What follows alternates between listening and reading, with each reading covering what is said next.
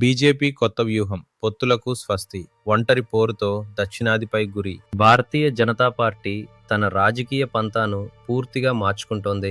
ప్రాంతీయ పార్టీలతో పొత్తులు పెట్టుకుని ఎదగడం కంటే సొంతంగా బలాన్ని పెంచుకుని అధికారంలోకి రావడమే లక్ష్యంగా కొత్త వ్యూహాన్ని అమలు చేస్తోంది. కేంద్ర హోంమంత్రి అమిత్ షా ఇటీవల చేసిన వ్యాఖ్యలు ఈ విషయాన్ని స్పష్టం చేస్తున్నాయి.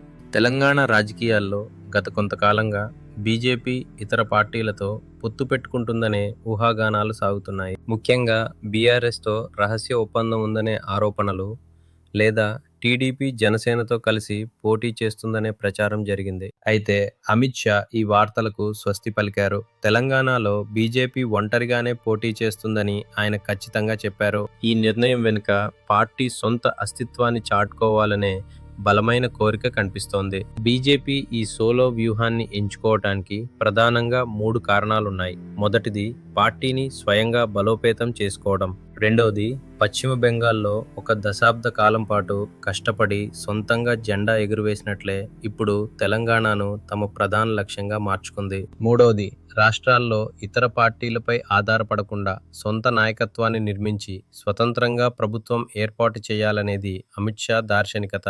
అమిత్ షా చేసిన వ్యాఖ్యలు ఆంధ్రప్రదేశ్లో ప్రకంపనలు సృష్టిస్తున్నాయి. ప్రస్తుతం ఏపీలో టీడీపీ జనసేనలతో కలిసి బీజేపీ ప్రభుత్వం నడుపుతోంది. కానీ భవిష్యత్తులో అక్కడ కూడా బీజేపీ ఒంటరి పోరుకు సిద్ధమవుతుందా అనే ప్రశ్నలు తలెత్తుతున్నాయి. బీజేపీ అనుసరిస్తున్న ఈ విధానం రాజకీయ విశ్లేషకుల దృష్టిలో ఒక సాహసోపేతమైన అడుగు. కేవలం ఎన్నికల్లో గెలవడం మాత్రమే కాకుండా దక్షిణాదిలో ఒక ప్రధాన శక్తిగా ఎదగాలని బీజేపీ భావిస్తోంది. మేం కూడా సింహంలా సింగిలే అని చాటుకుంటూ బీజేపీ సాగిస్తున్న ఈ ప్రయాణం ఎంతవరకు సఫలమవుతుందో కాలమే నిర్ణయించాలి.